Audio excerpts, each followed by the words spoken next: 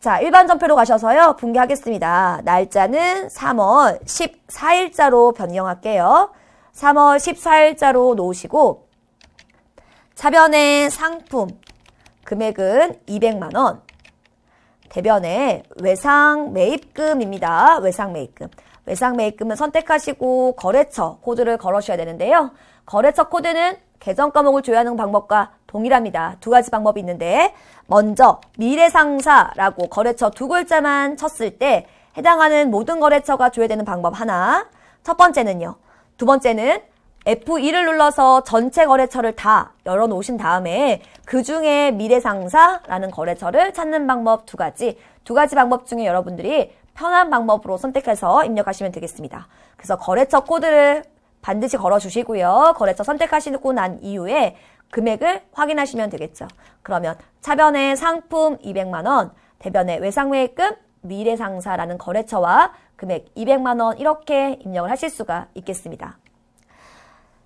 자, 거래를 하다 보면 거래처가 새롭게 생기는 경우가 있어요. 그랬을 때 우리가 문제를 한번 확인해 보도록 하겠습니다. 3월 28일자의 날짜고요. 대박마트에 제품을 판매하고 대금 300만 원은 3개월 후에 받기로 하였습니다. 신규 거래처를 등록해 주세요. 코드번호 1001번에 대박마트라는 거래처를 우리가 등록하려고 합니다. 먼저 분개부터 하고요. 그리고 신규 거래처 등록하는 방법에 대해서 설명을 드릴게요. 자, 먼저 분개부터 하여 가겠습니다. 자, 날짜는 3월 28일자입니다. 3월 28일자. 제품을 판매하고 대금을 3개월 후에 받기로 하다. 차변의 외상 매출금 금액은 300만 원이고요. 대변의 상품을 판매하다. 상품 매출입니다. 상품 매출 금액은 300만 원 이렇게 분개가 되는데요. 외상 매출금은 반드시 거래처 코드를 걸어주셔야 되는 계정 과목이라고 말씀드렸죠. 따라서 거래처 대박마트라는 걸 반드시 걸고 입력하겠습니다. 자, 일반 전표 가서 입력할게요. 날짜를 3월 28일자로 수정해 주시고요. 차변의 외상 매출금 그리고 거래처 대박마트를 걸 건데요. 대박마트를 조회하는 방법 두 가지였어요. F2를 눌러서 대박마트를 찾는 방법이 있었고 혹은 그냥 거래처 코드에 놓고 대박마트라고 조회를 해보실 수가 있는데요. 대박마트라는 거래처가 없다 보니까 대박마트라는 거래처가 조회가 되지 않습니다. 자, 이렇게 입력하는 중간에 신규 거래처를 입력해야 될 때 모든 화면을 다 닫고 메인 화면에서 거래처 등록을 입력하시는 방법도 있겠지만 이 화면에서 직접 입력하시는 방법도 있어요. 거래처를 조회했을 때 거래처가 조회가 되지 않았을 때 하단에 보시면 신규 등록이라는 아이콘이 있어요. 신규 등록이라는 아이콘을 클릭해서 일반 전표인 이 화면에서 직접 거래처를 등록해 주도록 하겠습니다. 자, 신규 등록을 선택하시면 다음과 같은 창이 떠요. 자, 이때 거래처 코드 번호가 자동적으로 113번이라고 걸려 있는데요. 이 거래처 코드는 반드시 주어진 자료에 있는 거래처 코드로 입력을 하셔야 됩니다. 따라서 주어진 자료에 1001번이라고 거래처 코드가 주어져 있기 때문에 우리는 1001번이라고 수정을 해주실 거예요. 상호명은 대박마트이고요. 거래처 유형은 3번 동시. 사업자 번호도 입력해 주시고 그 다음 상호까지, 대표자명까지 입력하겠습니다. 이대박이라고 대표자명을 입력해 주시게 되면요. 주어진 자료를 다 입력했네요. 그리고 확인 눌러주시면 굳이 바깥에 나가서 거래처 등록을 선택해서 입력하지 않으시더라도 자동적으로 대박마트라는 거래처가 입력이 되어집니다.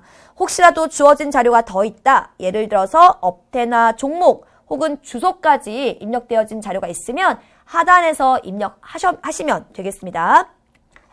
자, 대박마트 거래처 등록했고요. 금액을 입력할게요. 금액은 300만 원 되겠습니다. 그리고 대변에 상품 팔았으니까 상품 매출이라고 선택하시고요. 금액을 300만 원 입력해 주시면 되는데요. 외상 매출금은 거래처 코드를 거는 게 맞아요. 그런데 상품 매출은 거래처 코드를 걸지 않아도 되는데 상단부에 입력되어 있는 자료가 그대로 복사해서 이렇게 따라오기가 됩니다. 이게 보기 싫으신 분들은 대박마트를 선택하고 스페이스바를 누르시게 되면 한 번에 지워지기도 합니다. 지우지 않으셔도 상관은 없어요. 그런데 보기 안 좋다라고 하시는 분들은 지우셔도 상관이 없겠습니다. 자, 여기까지 이제 프로그램에 따라서 일반전표 입력해봤고요. 실제 연습 문제를 가지고 분개해보고 일반전표 입력하는 연습을 진행해보도록 하겠습니다. 여러분 교환 다음 장을 보시면요. 일반전표 입력에 대해서 실전, 연습 문제가 나와 있고요. 이 문제를 하나씩 같이 살펴보고 분개해보고 프로그램에 입력해보도록 하겠습니다. 회사는 그대로 우리 현재 입력되어 있는 일원 상사로 놓고 입력하도록 하겠습니다. 자, 첫 번째 문제를 좀 볼게요. 첫 번째 문제는 4월 9일자입니다. 거래처 상하제일문구에 문구료 1,200만 원을 매출하고 대금 중 500만 원은 자기합수표로 받고 나머지는 외상으로 하였다라는 거래가 발생했네요. 상품을 판매하고 대금 일부는 자기합수표로 받고 나머지는 외상으로 하다라고 되어 있어요. 자, 분개하겠습니다. 자, 날짜는 4월 9일자이고요. 4월 9일자. 자기합수표로 받았습니다. 자기합수표 현금이에요. 현금 금액은 500만 원이고요. 자, 또 차변에 계정 과목 또 발생할 수 있어요. 차변에 나머지 외상, 매출금이라는 금액이 계정 과목이 발생하는 거죠. 금액은 700만 원이 되겠습니다. 700만 원. 자, 그리고 대변에는요. 상품 팔았습니다. 상품 매출이라고 입력하실 거예요. 상품 매출. 금액은 1,200만 원 이렇게 되시겠습니다.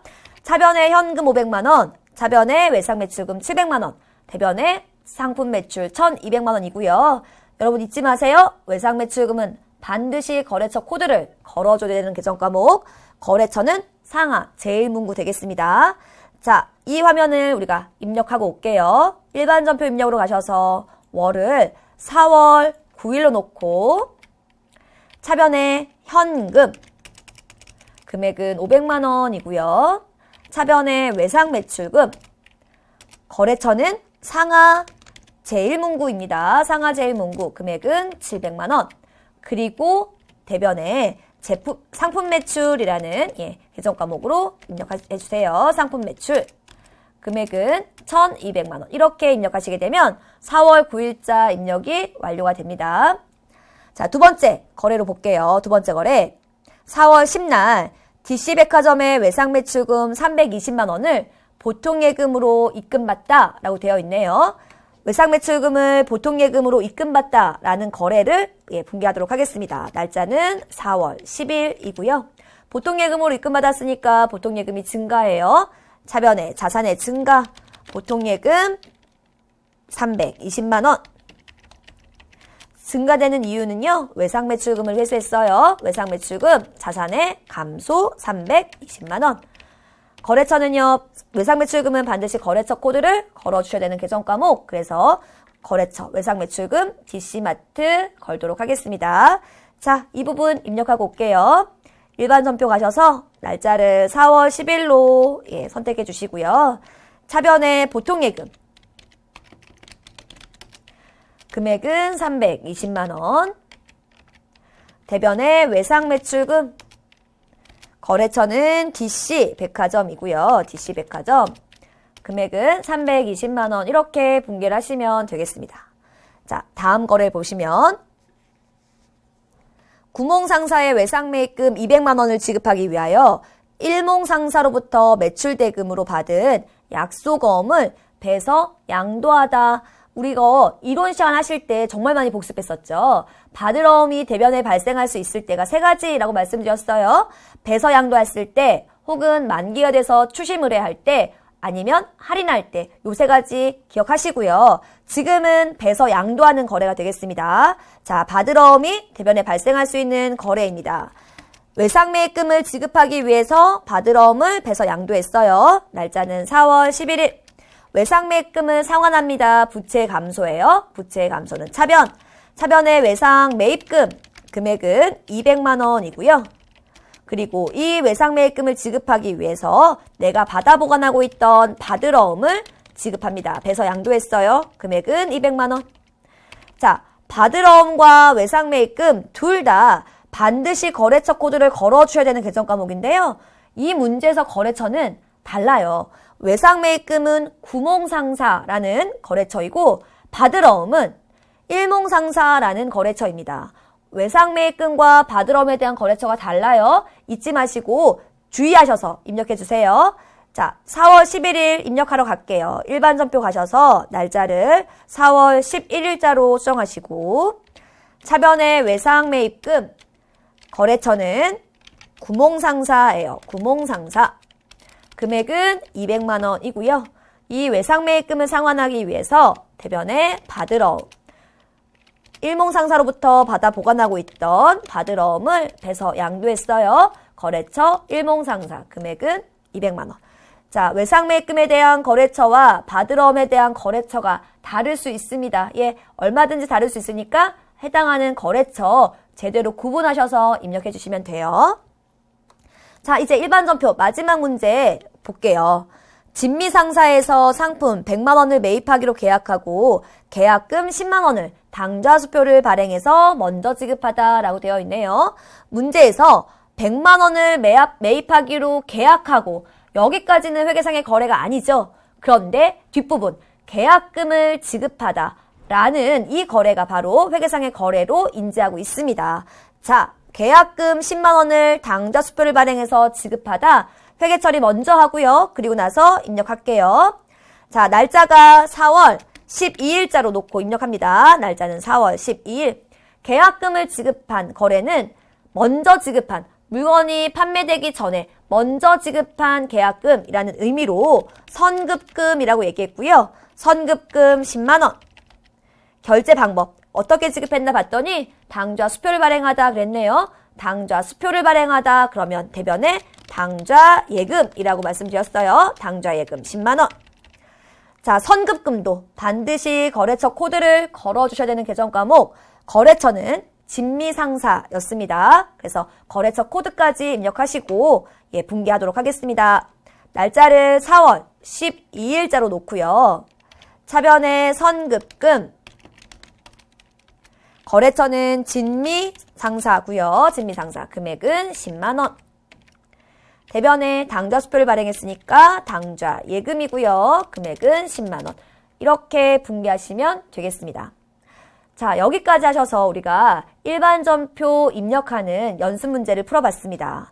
자, 오늘 배운 일반 전표 다시 한번 어떤 게 중요했는지 정리해 볼까요? 자, 전표의 종류에는 여러 가지 종류가 있었어요. 그 중에 우리가 프로그램에서 사용하는 전표는요. 어떤 전표? 대체 전표라고 말씀을 드렸죠. 꼭 현금의 입출금뿐만 아니라 모든 거래를 우리가 입력하실 수 있는 전표이기 때문에 대체 전표를 선택하셔서 차변의 계정 과목, 대변의 계정 과목 직접 입력해서 우리가 입력하시는 부분 연습해 보시고요. 자, 그 다음 가장 중요한 거. 오늘 우리가 일반 전표에서 가장 중요하다라고 얘기할 수 있는 것은 반드시 거래처 코드를 걸어야만 하는, 거래처 코드를 입력해야만 하는 계정 과목이었어요. 총 14가지의 계정 과목이 있는데요. 크게 말씀드리면 채권과 채무로 분류할 수 있다라고 말씀드렸죠. 채권 7가지와 그리고 채무 7가지에 대해서 반드시 기억하고 계셔야 되겠습니다.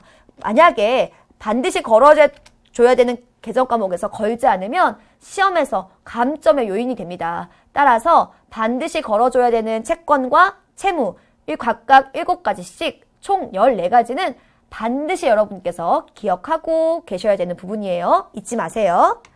자, 오늘 우리가 입력해 놓은 전체 금액을 확인해 보려고 합니다. 우리가 매일 날짜별로 입력했는데요. 4월달 한 달치 입력한 부분을 다 보고 싶으실 때는 날짜에 아무것도 입력하지 마시고 엔터를 쳐보시면 4월달 한 달에 대한 전체 내용이 다 조회가 되실 수가 있어요. 여러분이 입력하신 것과 제가 입력한 것을 한번 비교해 보시면서 우리가 어떻게 입력을 해봤는지, 어떻게 전표를 활용했고 계정 과목 우리 거래처는 어떻게 걸었었는지 잊지 마시고요. 꼭 복습해 보시길 바라겠습니다. 자, 오늘 일반 전표 입력 여기까지 할게요. 감사합니다.